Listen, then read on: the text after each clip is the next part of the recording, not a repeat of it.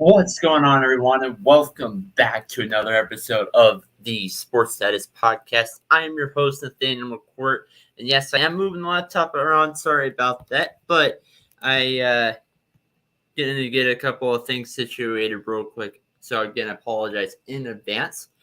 Um, this is going to be a little bit different episode. It's not going to be a play-by-play reaction. It is not going to be a Jeopardy one either. This is just going to be one talking about some topics, some things that I feel like I need to get across my chest, some things that I need to discuss. To start things off, go ahead and talk. Go into the first topic, and that's Patrick Mahomes. He came out and he gave his thoughts about the Tyreek Hill conversation. And I'm going to go ahead and quote it real quick. I will probably, I don't think I'm going to be able, I can pull it up real quick. Actually, I'll just go ahead and read it.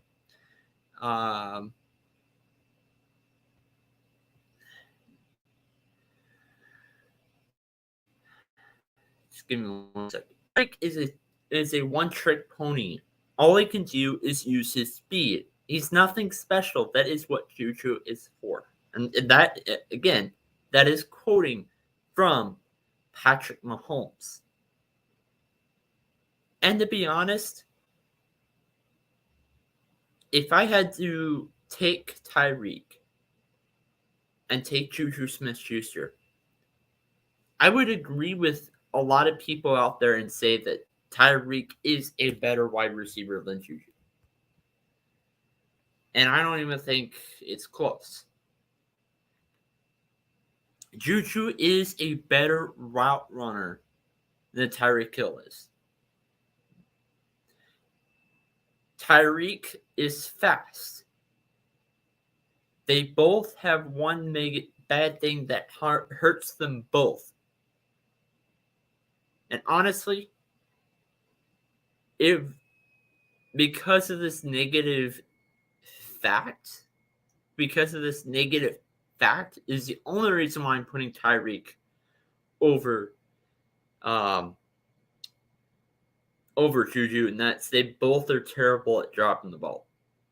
And let me explain this.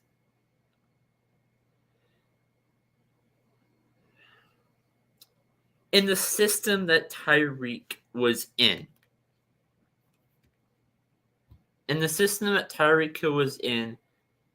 with Patrick Mahomes, he would usually get about 1,000 to 1,100 yards per year. Which, hey, that's pretty good. By all means, that's pretty good.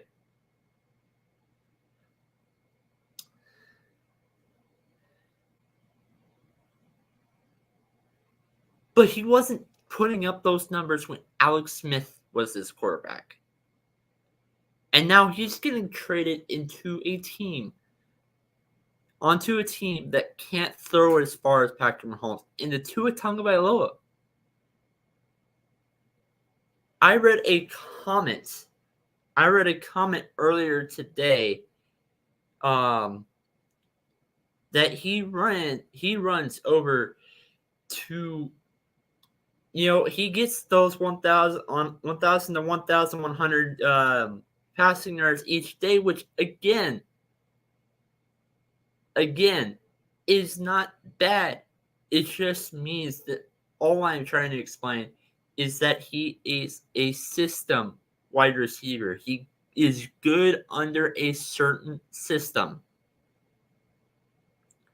Case Keenum was the same way in Minnesota. Now, are you trying to tell me that Case Keenum is a good quarterback because he did really well once?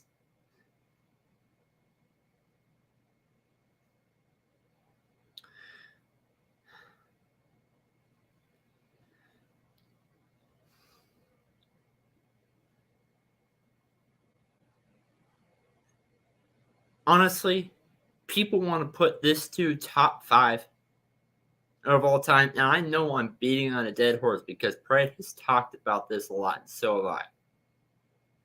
but I have never done this on air.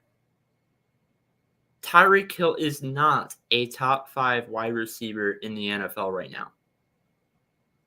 I would put a bunch of guys over Tyreek Hill. Look at DK Metcalf. Okay, well, I'm going to go in no order. In no order, I will put Devontae Adams, Cooper Kupp, Stephon Diggs, DeAndre Hopkins, Jamar Chase, DK Metcalf, Keenan Allen, A.J. Brown, Justin Jefferson, Adam Thielen. Those are the no-brainers for me. And there's a few other guys that I could, if you were to debate with me about this, I would put these guys over Tyreek Hill, but I would be able to see the argument. See people side on that argument. And that's Marquise Brown, Jalen Waddle, and Jarvis Landry. Jarvis is slow. Yes. But he can run around. Tyreek Hill can't. They literally have the opposite benefits to them as a wide receiver. Juju is more of these 10-yard passes instead of throwing 80 and 70-yard passes. Juju's a guy that is more likely to catch those. Which I can understand why Juju is why people would say that Juju that would be a benefit. He would be a benefit to the roster, but he does drop a lot of balls, which again is something that Tyreek Hill struggled with as well.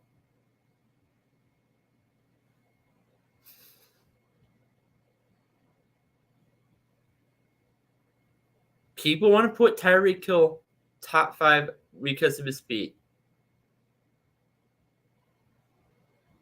Usain Bolt's best. You don't see him running a football, trying to catch a football.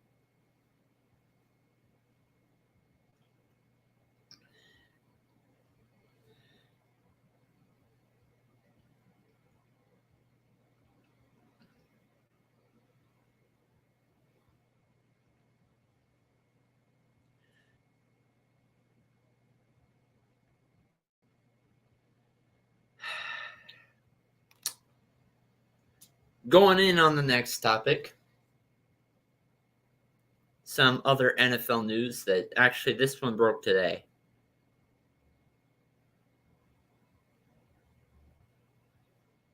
Dwane Haskins, quarterback of the Pittsburgh Steelers, backup quarterback for the Pittsburgh Steelers, passed away earlier this morning because he was run over by a truck. And according to reports that I have been reading, this truck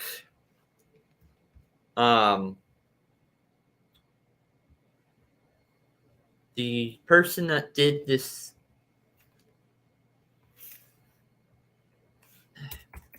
the person that ran him over, according to some reports that I don't know what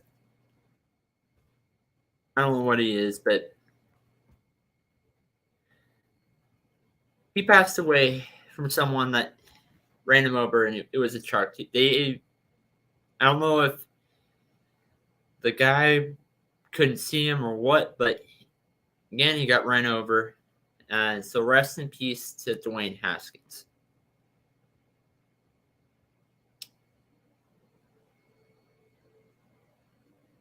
Adam Schefter was the guy that broke the news.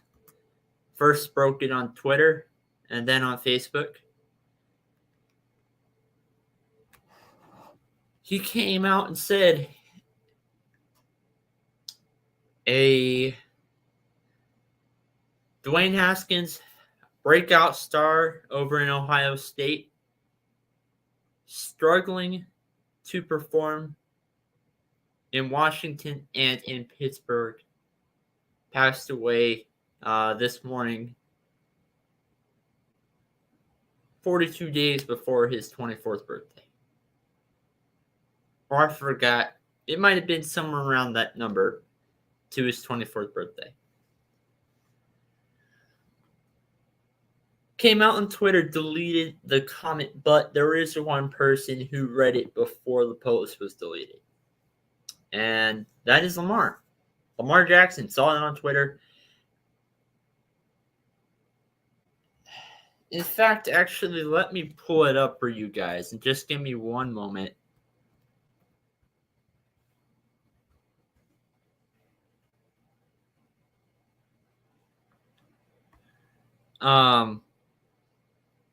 Speaking of Twitter, you can go ahead and find us on Twitter.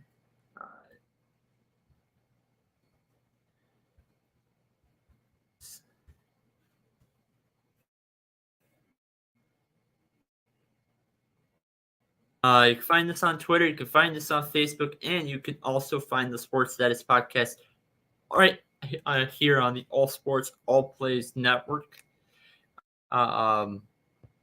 Go ahead and check us out. All Sports All Plays Network is Monday through Saturday. So, Lamar Jackson said, and I quote, "You are a lame beep." Again, I'm not that kind of person to cuss. All around a grown man, and you look at the mirror and smile at yourself.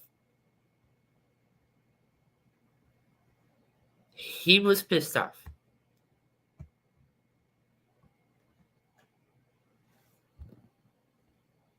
Some people took a screenshot at the comment that Adam Schefter made.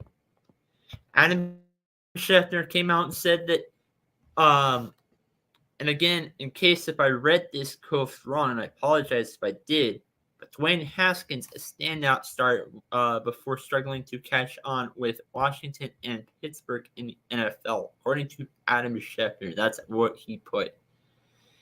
Died this morning, got hit by a car in South Florida. According to his agent, Cedric Saunders, Haskins would have turned 25 years old on May 3rd. Sad day for Washington fans, sad day for Pittsburgh fans. And look, okay, I get it.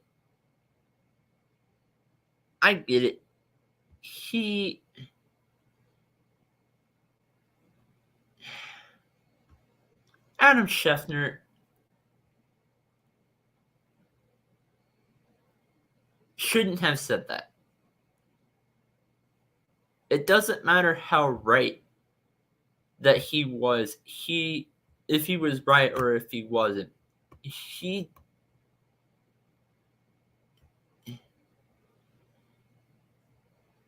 shouldn't have made that post. He shouldn't have posted it like that, because that's what's going to get people. It's going to bring a lot of people offended.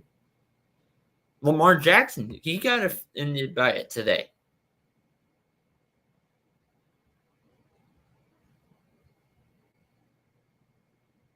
Lamar Jackson got offended by it today. So I guess the key thing is watch what you type before you finish the post.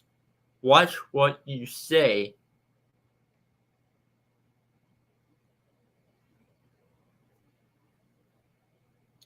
And I guess that's really the key lesson that we should bring across by this. There's no way that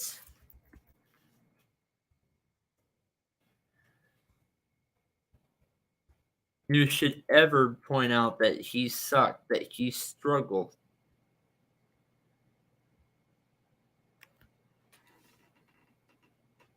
When posting something like that. Now, Adam Schefter normally does not do this. But it would be funny if he was still alive. Honestly, I think it would have been different. It would have been funny as well. If Dwane Haskins was still alive and Adam Schefter says struggling to catch on with Washington and Pittsburgh got traded today to somewhere else. That would have been a different scenario.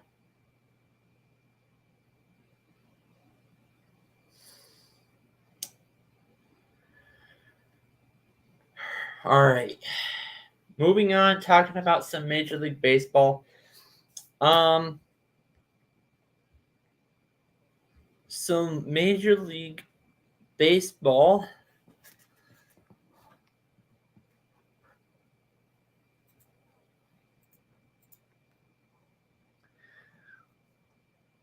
Orioles beat the Rays. Flip that. Rays beat the Orioles today 5-3. White Sox beat the Tigers, and I'm going ahead and change that real quick.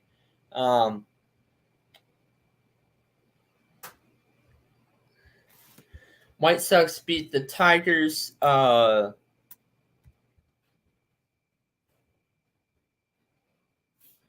White Sox beat the Tigers 5-2. Mariners beat the Twins 4-3. Cardinals beat the Pirates 6-2. Cubs beat the Brewers 9-0. Ouch, first of all. Blue Jays beat the Rangers 4-3. Phillies beat the Athletics 4-2. Marlins beat the Giants 2-1. Yankees beat the Red Sox 4-2. Royals beat the Guardians 1-0. Lowest score today, actually. The lowest score you can get in a Major League Baseball game, but that's besides the point. Mets beat the Nationals 5-0. Braves beat the Reds 2-1. Rockies beat the Dodgers 3-2. Padres beat the Diamondbacks 5-2, and Angels beat the Astros 2-1.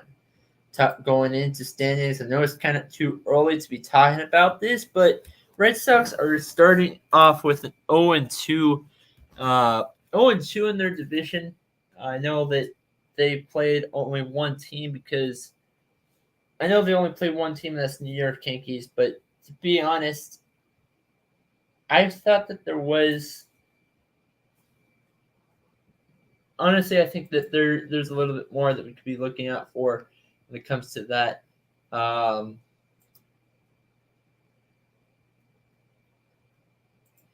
talking about that, another thing to keep in mind: Mets are leading the division 3-0. But they are normally the team. They're normally the team in Major League Baseball to have a great first half, but when it comes to the second half of the season, they struggle. And to be honest, my prediction is I think that's really going to continue. Braves are currently 2-1. Reds are 1-2 in their division. Padres are 2-1, and Diamondbacks are 1-2. Every team in the NL West has won one and lost one. The Rockies came out. Going ahead and talking about the Rockies today, they came out and won 3-2 against the Los Angeles Dodgers. The Rockies started off today. Their starting pitcher for today's game was Herman Marquez. He pitched for about 7 innings, which that's pretty good. But the 5 strikeouts, 3 hits, and one earned run, which that's pretty good for this. And that came in for the surprising one-run win for the Colorado Rockies. Now, wanting to know, keeping an eye on how many times the Rockies will beat the Dodgers. I don't think that's going to be very many. Connor Joe's 8th inning homer. Connor Joe is the guy to end up getting the run in for the Rockies to give that extra run in the 8th, and why the reason why they won is because Connor Joe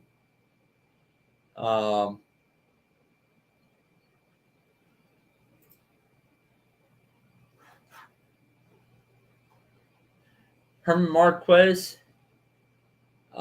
he was one of 4 pitchers to do that. He returned to All-Star form tonight, going 7 innings. He is one of 7 pitchers to play 7 innings.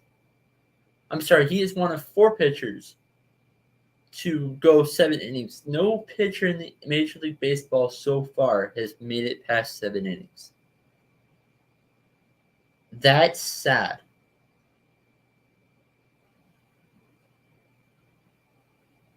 We have not seen a perfect game so far. I mean, we've seen a combined we have not seen a no-hitter so far. Royals beat the Guardians 1-0.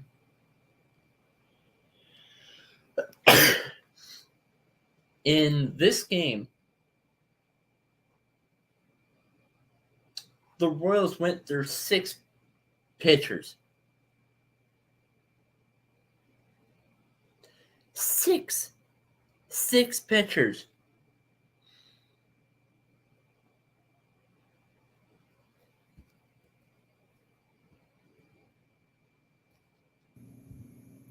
What?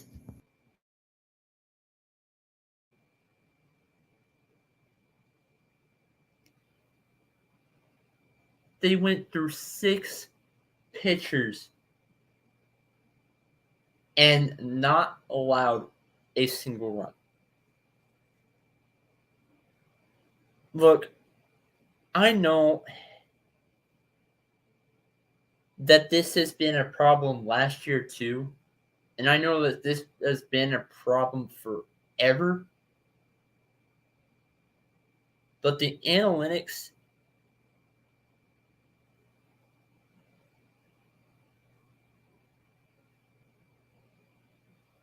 are just dumb.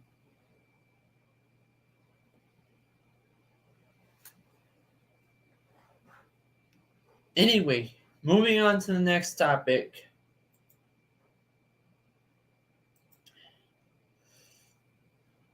Angels ended up being the Astros today 2-0. There were a lot more high-scoring games in the last game than there were in this one.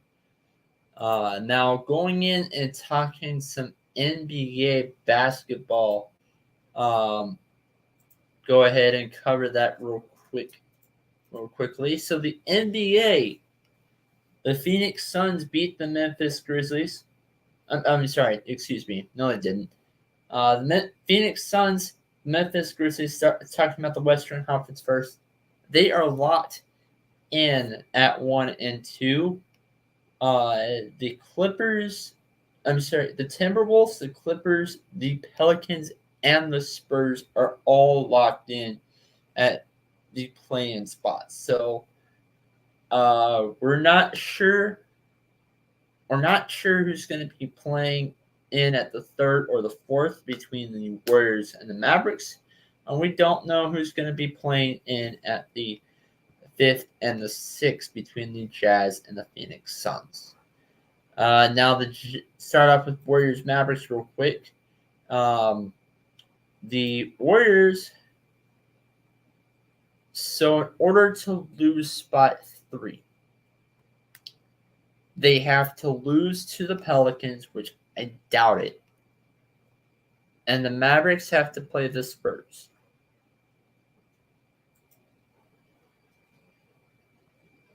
The Dallas Mavericks, on the other hand, that's really what they have to do. If the Mavericks lose to the Spurs,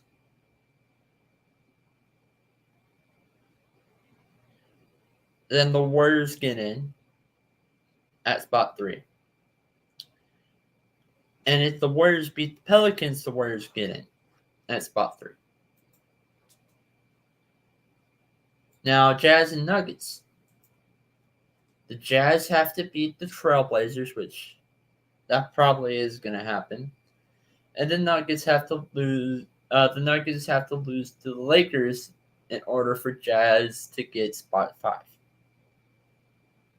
Jazz is probably going to beat the Trailblazers, so they probably are going to have spot 5. But if both do not happen, then the Denver Nuggets take it.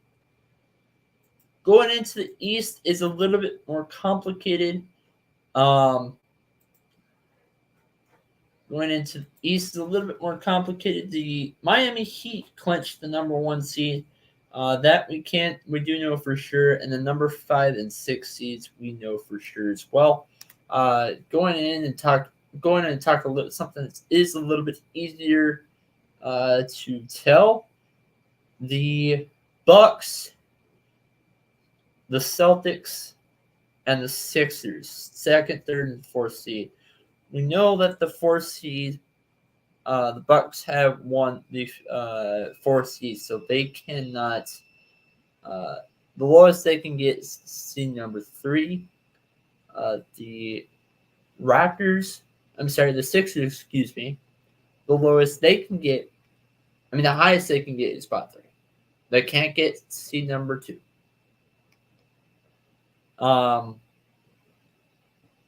So if the Sixers, in order for the Sixers to get that spot 3, they have to beat Detroit, which probably will happen tomorrow. And the Celtics have to lose to Memphis. That's going to be a game to watch.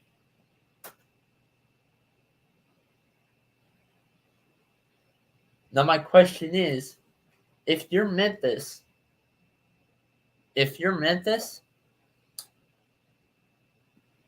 you're going up against a team that's in the Eastern Conference. You have the number 2 seed locked in. Why should you care whether or not you start Ja Morant? Rest him up for one more game. The Memphis Grizzlies are one of those teams where, honestly, they don't have to be worrying about a player, which means they have 2 to 3 days extra off.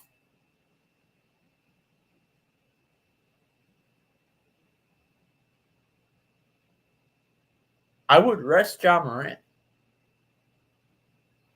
If that's the case, then I think the Celtics have this.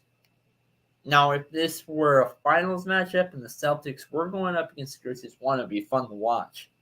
But 2, I think the Grizzlies would take it. Otherwise, I think the Celtics have. Now, the one thing we'll say, though, is the Celtics are 18-3 with Ja not playing. They do have a very impressive record when Ja is not on the roster. Talk about the Bucks real quick. See what they got going on. In order for them to get spot number 2, one of a couple things have to happen. The Bucks have to beat the Cavaliers, which that's probably going to happen. And the Celtics have to lose to the Grizzlies. Again, I don't think that's going to be happening, mainly because I think that the Grizzlies are going to rest a lot of their guys tomorrow. Which means that I think that the Bucks have number 2 locked up. That's going to be theirs tomorrow.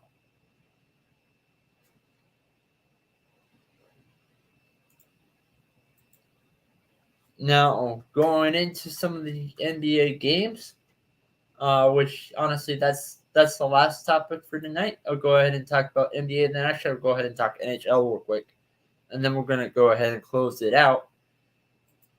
the NBA only had 4 games today. The 76ers, they went off and played the Indiana Pacers, won 133-120. That didn't really matter much for the Pacers because Pacers eliminated. But the 76ers, for that reason, the Raptors will not be they will not be having the home team, which again, that's huge for them because they will not, which means that they're not going to be playing in Canada. The Raptors will not be playing in Canada, which we do have a comment is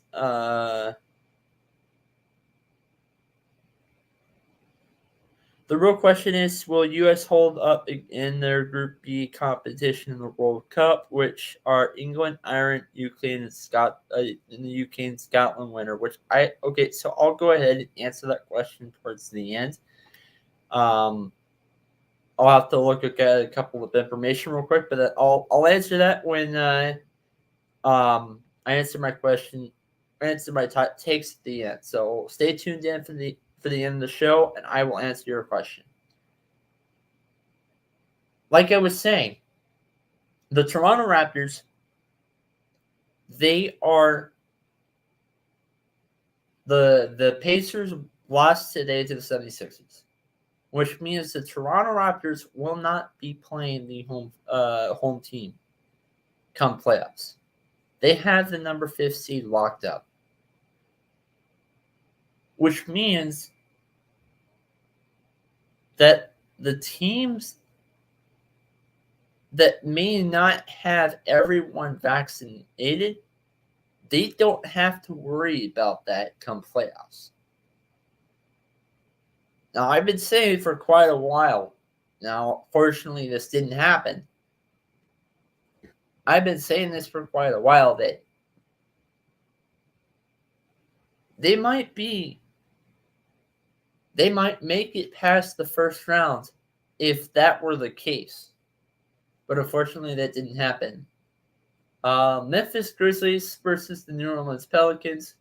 Memphis won this one pretty easily, 141-114. But keep in mind, though, the guys starting for the Grizzlies, you have Dillon Brooks, you have Jaren Jackson, you have Steven Adams. Ja Morant did play this one. You have Desmond Bane, DeAnthony Melton. So, Ja Morant did play, so which is probably why they won pretty handily. Dillon Brooks, Ja Morant, however, was not the leading scorer in that game, and that would go to Dillon Brooks with 23 points, 3 rebounds, and 5 assists. Ja Morant had 21 in that game, so still put up 20 plus, but was not the leading scorer. Warriors versus Spurs. Honestly, that didn't mean anything really because Warriors are the front runners to take that number 3 spot instead of the Dallas Mavericks. So the Warriors winning this one again didn't really matter. They didn't, but the thing that stood out to me the most is they did not have a 20-plus guy heading into this game. And they won this game without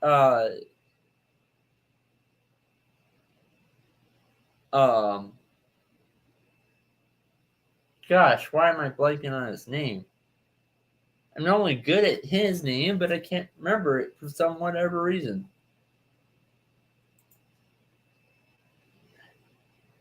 I'm sure it will come back to me.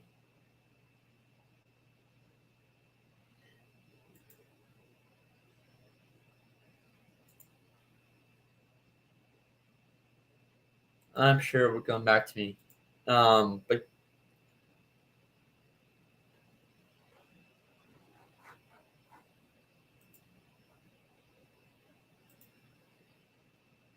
Stephen Curry.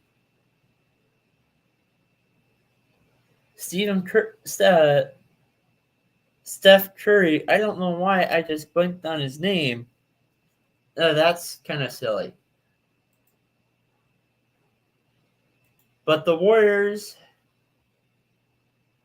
for that one again, the Warriors, they won without Steph Curry, which is something to keep in mind here. Last game to talk about was the Clippers versus the Kings. Clippers won this one.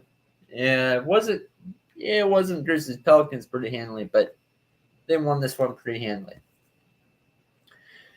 Tomorrow we have the Bucks and the Cavaliers.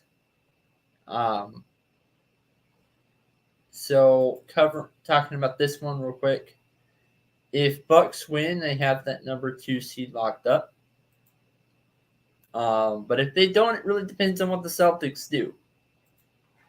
Tomorrow, the Bucks, Bucks will probably be having Giannis Antetokounmpo unless something changes. Although he is ruled, I think he will be playing, but he is listed as doubtful. So there's a possibility. He probably won't, but I think he might.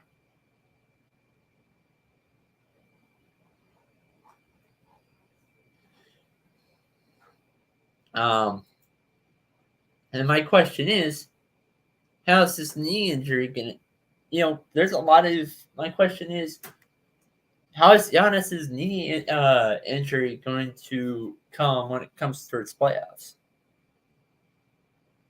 Is it going to be Is he going to be? Is he going to put up the numbers that we expect to see from Giannis when it comes to this game? Now this game really, there's no playoffs or missing playoffs when it comes to this, because every team that's remaining will be making either play-in or playoffs.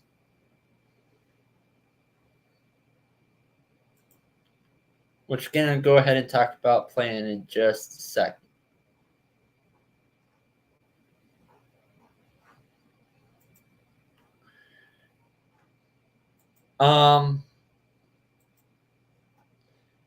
So the next game tomorrow is the Hawks versus the Houston Rockets. The Atlanta, again, this one doesn't really have any playoff implications. Both teams are eliminated, but there are a couple of things to keep in mind. Honestly, the only thing to look for is players, because honestly, I think that for certain players that might be traded on the Atlanta Hawks team, certain players that could be traded on the Houston Rockets team, I think this team is going to determine the trade value for some of these players.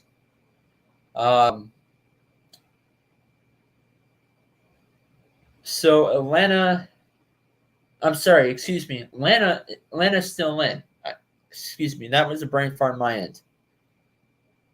Atlanta's still in, and they have a chance to host a game on the Eastern Conference tournament in the play-in. They're going to be in the play-in.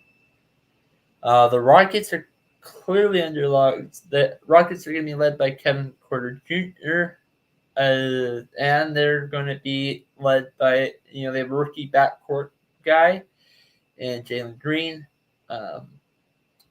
They're going to be going up against Trae Young and the Hawks. Houston has covered the spread in the last 3 games against the Raptors, and that's in the Timberwolves, including almost pulling an upset against the Toronto Raptors. If they lose to Atlanta, they will probably take the number 1 spot in the number 2022 draft lottery. But if Houston gets the win, Orlando will probably Orlando is going to probably tie. Will have the opportunity to tie for the record, and when they face Miami, which did that game already? I don't think that game already happens. I don't think that game already happened. Orlando versus Miami.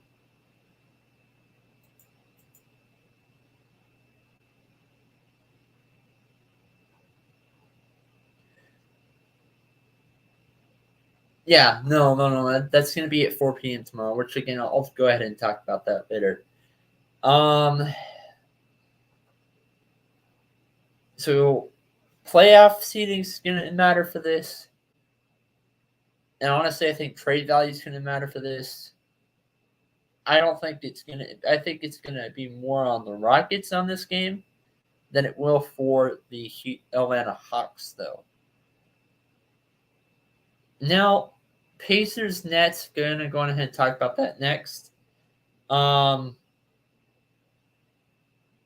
If the Nets win, they will clinch the number 7 seed.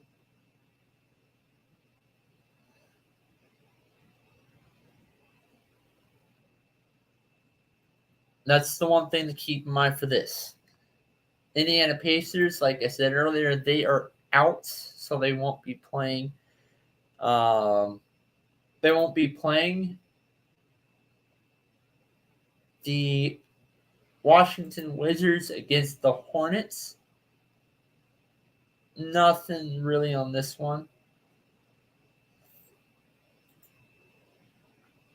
The Wizard, again, like I said, with the Rockets, it's going to be more on trade value, really. I think the Hornets, Hornets are going to be. Hornets will be in the play-in though.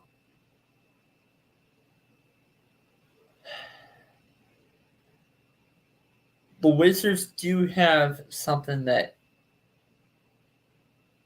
is the Wizards have so many injuries. Tomorrow, Bradley Beal out. Kristaps Porzingis out.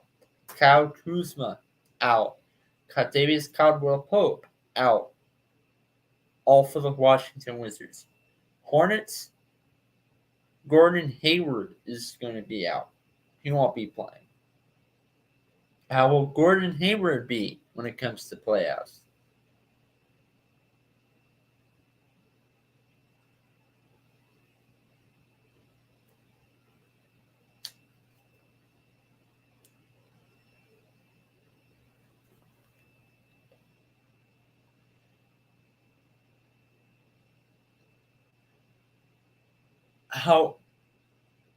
Now I talk about injuries, but there is one thing to keep in mind.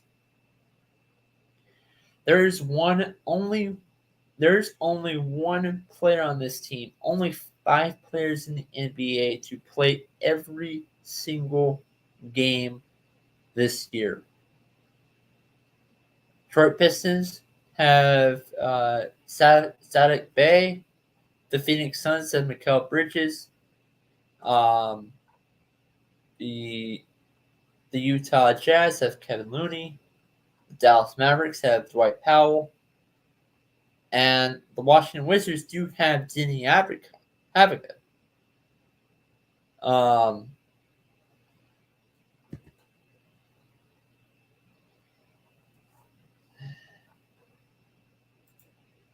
Anyway, just really more of injuries when it comes tomorrow for the Wizards. Heat versus Magic. Literally number 1 seed versus the last seed team.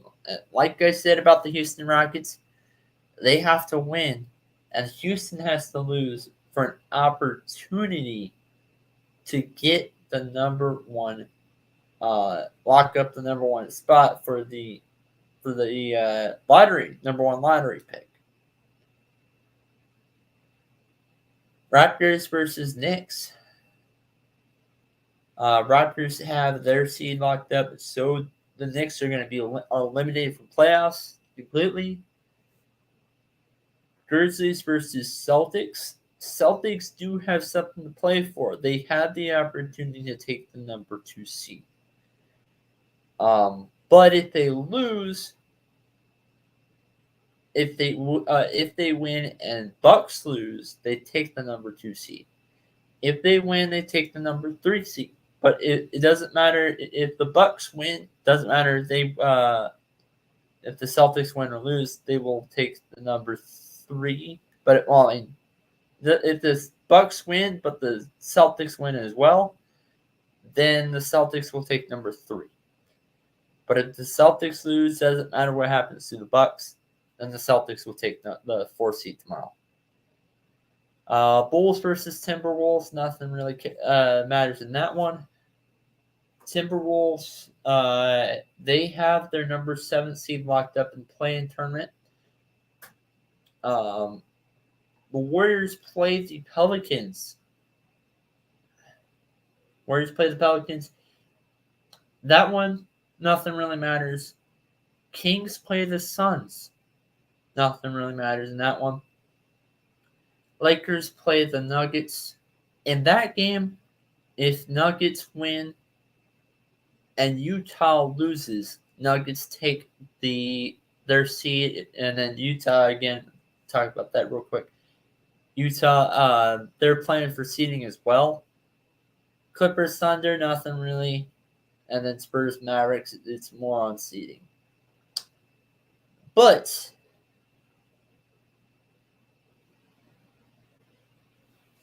Tuesday, April 12th, April 11th, doesn't matter who gets into what seed and whatnot. There will probably not be a game on April 11th. There will probably be another, maybe an East Coast game on the 12th because there's a West Coast game already scheduled, and then another East Coast game on the April 13th as well. The Clippers will be playing the Timberwolves on April 12th. For that one,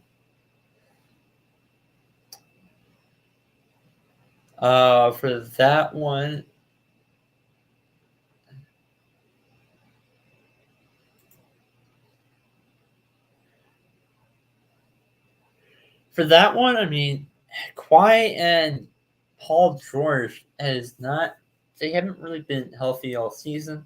However, Paul George is set to play for that.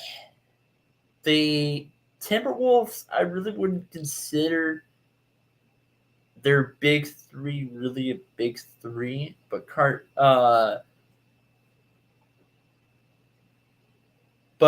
Anthony Towns is a guy that's an upcoming guy on this league. I think he holds the Timberwolves all-time record.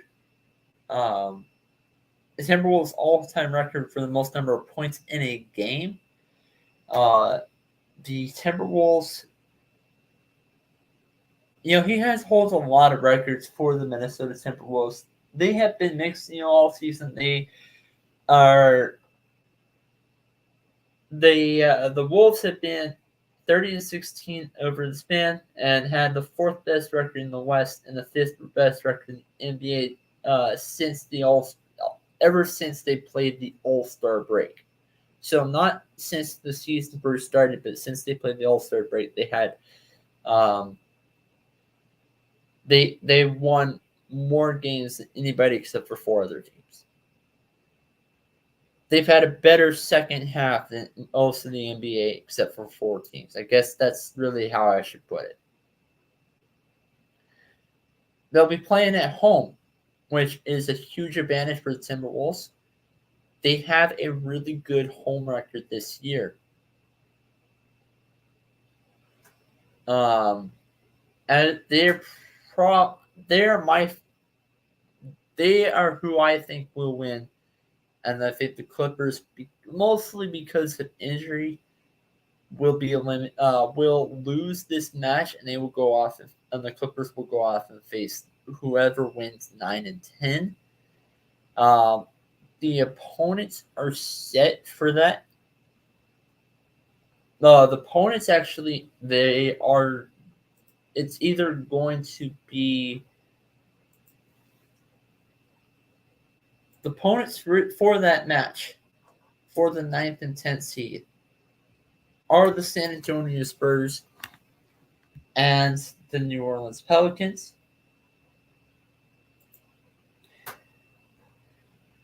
The San Antonio Spurs, they are punched their ticket into play in tournament. After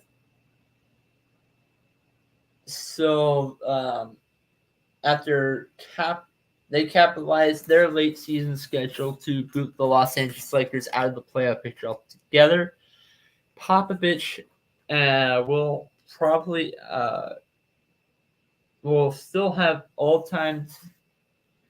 Greg Popovich has basically secured the 9th seed, and they will be playing against the New Orleans Pelicans.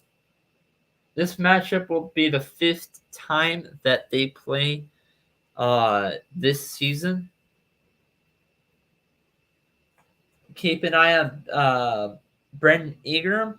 He's going to be playing in this game, but he will be recovering from injury. DeJounte Murray is nearing a return from an injury, but he's still suffering from. Actually, he hasn't really been hurt. He's been suffering from an illness, and he's been recovering from that as well.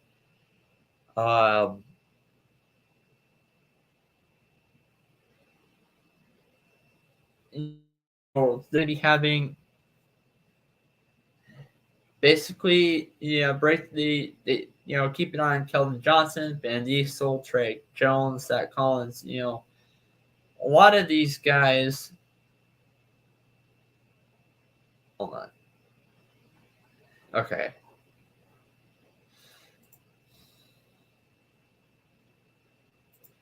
I think San Antonio is going to win this, and they will go off face the Clippers. And I think San Antonio will beat the Clippers, and that's my upset pick. San Antonio will beat the Clippers, and they will go off face Phoenix Suns in the first round. I think, honestly, the Eastern Conference has not been set yet for whoever will come into the playoffs. I think that's really the 7th and 8th seed. It's honestly very important to get into one of those. The higher the seed, the better, because 7th and 8th seed, if you win, you're in. But in the 9th and 10th, you have to play against each other to see if you can go on and play another play-in round just to fight for a first-round appearance. The Memphis Grizzlies were successful in doing that last year. So I think that they might be able to.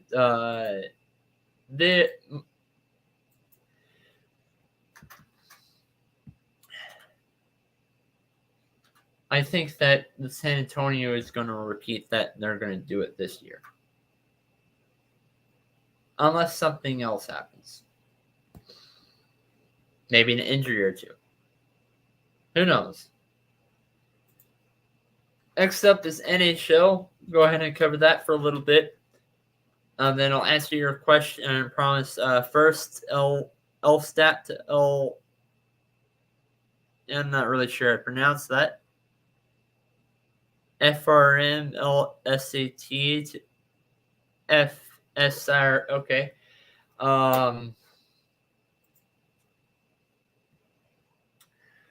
Tomorrow, I mean, their NHL still has a little bit of games left to go. But there are some things that have been set, though, when it comes to the playoffs.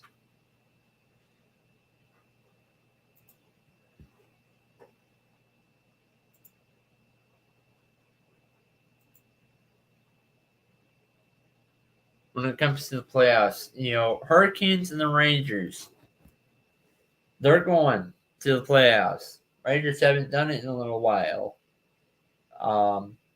Panthers, Maple Leafs, they're going. Panthers are probably going to clinch the division. Tampa Bay Lightning, it's very weird to see this, but they could be a wild card team this year. They're number one in the wild card. In their division, the Bruins, the Maple Leafs, and the Panthers currently have a better record than them. Now, Bruins and Tampa Bay Lightning are kind of neck to neck, though.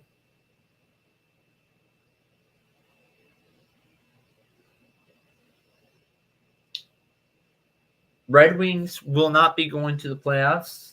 Sabres will not be going to the playoffs. Senators, Flyers, Devils, Canadians, all those, they won't be going to the playoffs. Now, going on to the Eastern Conference. Again, Western Conference, Western Conference, excuse me. Western Conference is a little bit more set in, a little bit.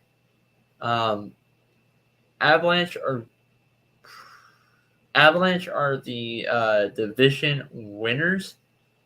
They actually have more points in the NHL than anybody in the league. And second in that division is behind them by 16 points. 16 points. What?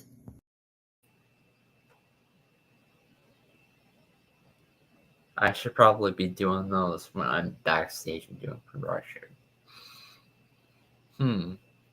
That leads me to an idea. Anyway, 16 points.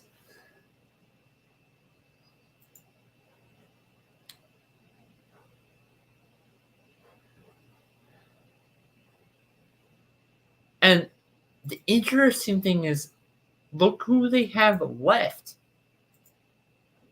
I mean, who they play today?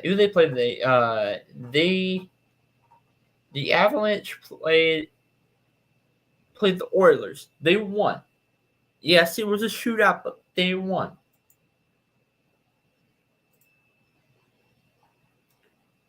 They have a total of, they can win this whole thing in the next couple of games, and they have a total of 10 games left on their schedule. They play the LA Kings, which that's going to be tough, and I'm not going to lie to you. But they have some tough opponents, and I won't lie to you about that.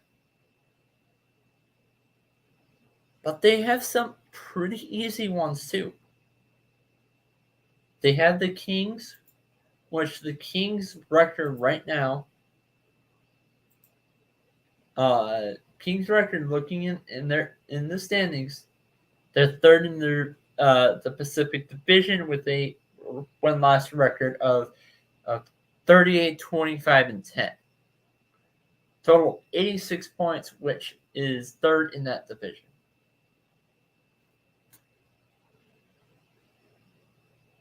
And honestly, that's not good enough to be a division winner in the Central. That's just to tell you how crazy that this is. In the Metropolitan Division, the LA Kings, It's not even good enough to. It's worse. It's not. They'll probably be a.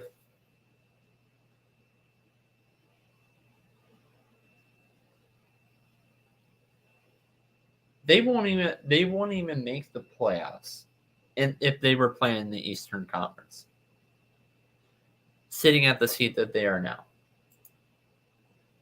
To be honest, I think the Eastern Conference is a little bit more competitive than the West. Because just looking at the points, Eastern Conference has 4 teams with over 100 points. The Western Conference only has one. I think the Western Conference has one. I think the Colorado Avalanche right now are currently the best team in the NHL. And that's not just a homer pick. I think that overall standings wise and everything, who they have on the roster, Nathan McKinnon, you name it. I think the Avalanche have the best on their roster, but I think Eastern Conference is more competitive.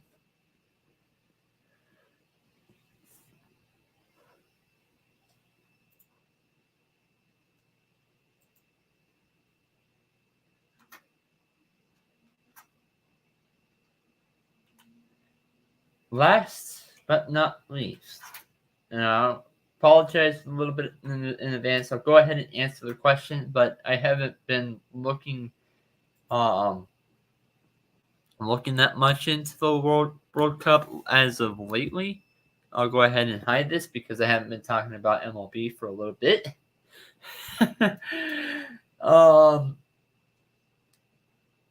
World Cup 2022. Go ahead. I'll give my best answer on this. FRNLSAT to first, but spelled different. I'll just say FRN last to first, even though obviously that's spelled wrong. I'll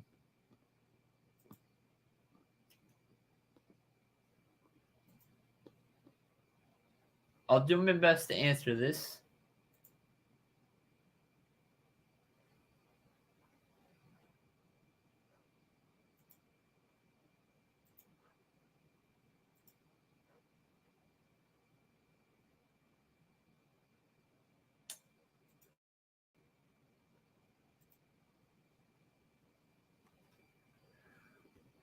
I'll do my best to answer that question. Then I will answer the second question. The real question is, how will the U.S. hold up in Group B competition in the World Cup? Oh, so never mind. The World Cup hasn't even started yet. Okay. I'll answer that. As for the men's, historically, the women's side, I don't know if it's really that much true in the past 2 years.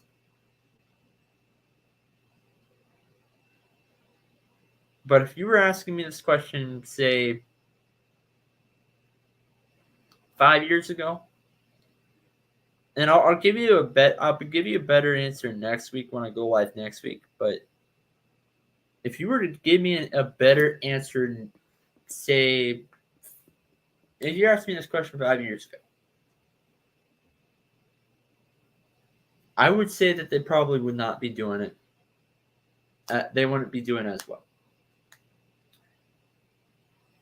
I don't think they're going to be winning the World Cup this year. I think it's going to be somewhere in Europe, say, I don't think it's going to be England. I mean, it might be maybe France, somewhere, say, Italy. Although I will say that I've been calling, you can ask some of my friends from work. Italy was a team that I called at the very beginning that they were going to win they were going to win the Euros last year, and they did. Called it. I don't know how, since I'm not as familiar with soccer as I am with football, as I am with baseball, as I am with basketball, and as I am with hockey. But what I can tell you is that if they hold on to the soccer, I think the key to winning this, to winning the World Cup this year, is who can ever hold the possession of the ball the most. As it comes to US, I think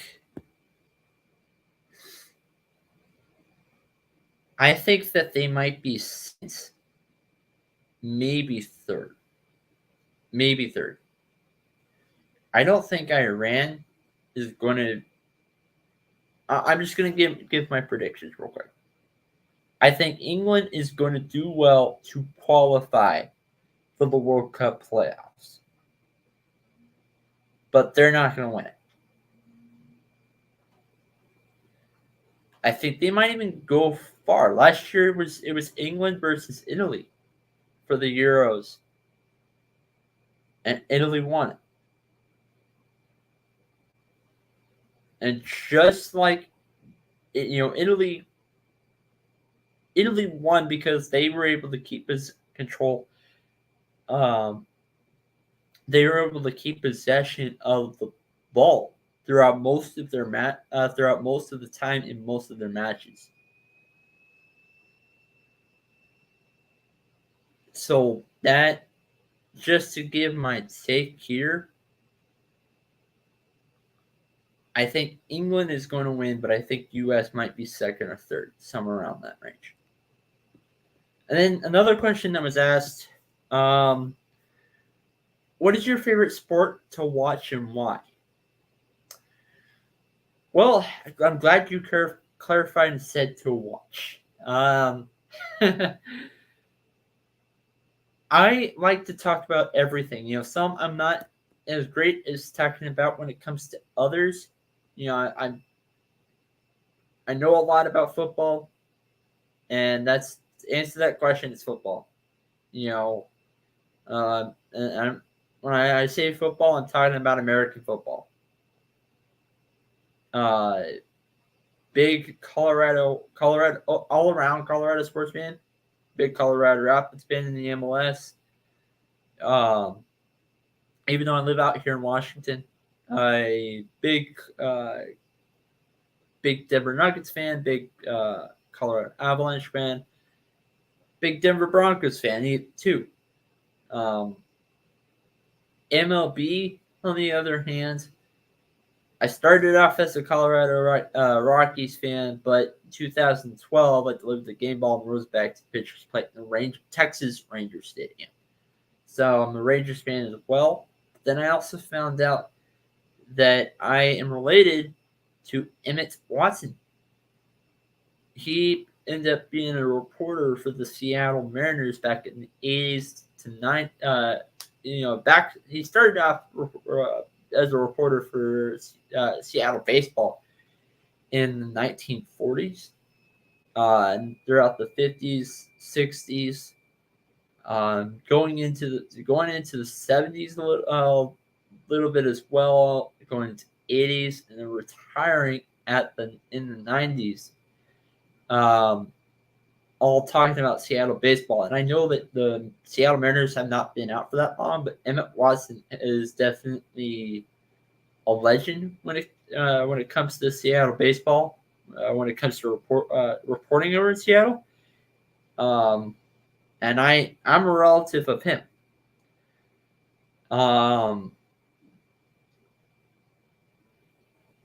So big football fan, but I kind of have a little bit of a baseball background as well. I also could talk a little lacrosse as well, a little bit lacrosse, a little bit of golf, but not as much as I would like to. And a little bit of wrestling. A little bit of wrestling. I could talk about a lot of things. So stay tuned in next week as you might see a play-by-play. You might see a Jeopardy. You might see just a regular conversation. I will try to bring on a guest, but honestly, it depends on how things go. This has been another episode of the Sportsstatus podcast with your host, Nate the Great. And I'll see you guys next week.